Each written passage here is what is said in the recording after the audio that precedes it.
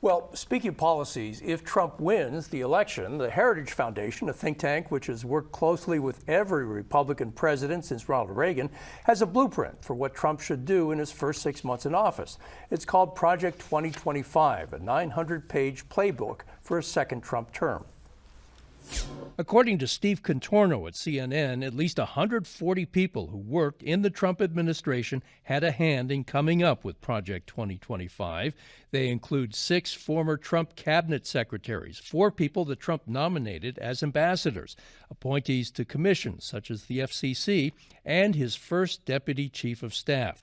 Some of the goals of Project 2025 include to fire as many as 50,000 current federal employees who may not be considered conservative enough, place the Justice Department squarely under Donald Trump's authority, doing away with any traditional independence, dismantle workers' rights to organize unions. It calls for a complete gutting of diversity, equity, and inclusion programs, or DEI programs, in the workplace, allow employers to eviscerate overtime regulations and potentially withhold overtime pay, ban pornography, reverse federal approval of the abortion pill mifepristone, make it harder for transgender adults to transition, and eliminate the federal agency that oversees the National Weather Service. On Thursday, former President Trump called attempts to link him to Project 2025 pure disinformation. On Truth Social, he posted, "I know nothing about Project 2025. I've not seen it, have no idea who's in charge of it, and unlike our very well-received Republican platform, had nothing to do with it." But just 2 years ago, Trump praised the Project 2025 source, the Heritage Foundation, for coming up with plans for him to carry out if he wins another term. This is a great group, and they're going to lay the groundwork and detail plans for exactly what our movement will do and what your movement will do when the American people give us a colossal mandate to save America. And that's coming. That's coming. Wendy, the Heritage Foundation is an important ally of the Republican Party. Why is President Trump, former President Trump, trying to distance himself from Project 2025? Well, I got a pretty strong sense here, Rob, that we're being told to ignore that man behind the curtain.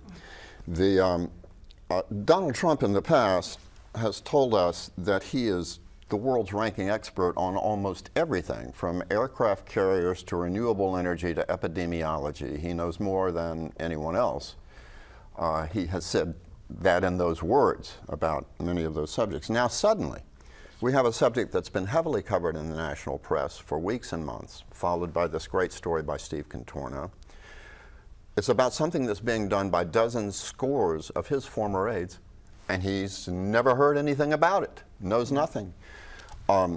That's a little hard to believe. It's pretty clearly the problem is that a lot of what you just heard as to what's involved in Project 2025 would contribute to the attack, the criticism that Trump is an authoritarian. Kimberly, what's your take on this? Why do you think that Trump is distancing himself from Project 2025?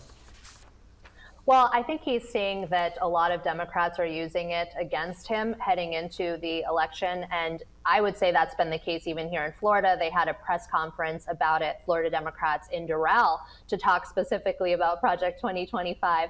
And then they were a little bit annoyed when a lot of us were asking questions about President Biden and their support instead. So it is something that they are trying to use. It's something that I hear about from regular Floridians who don't follow the news very closely. So I think it's definitely sticking.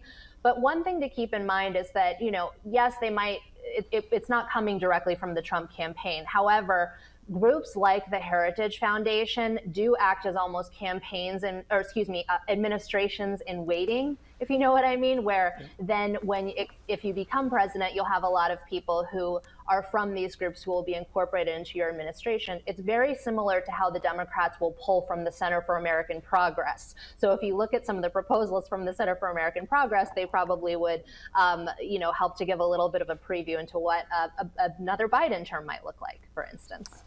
Shelley, what do you think of Project 2025? Well, first of all, let me just point out that a moment ago on this show, I mixed up the names of Kimberly and Brittany, so I'm not sure I'm qualified to comment by the,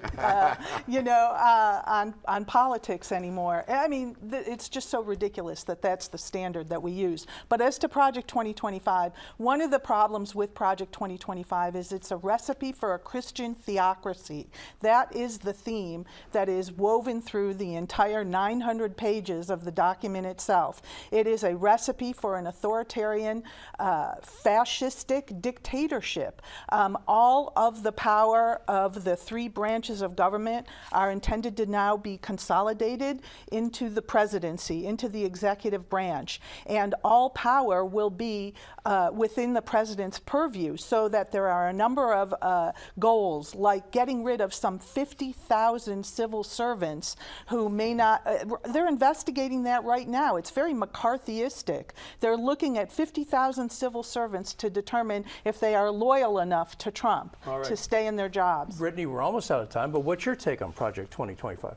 So I think that everyone's kind of making a story out of it when there's not necessarily something there to distract from everything going on with President Joe Biden, right? That's where we kind of saw it creep up a couple weeks ago after the debate, and that's what they're really pushing now.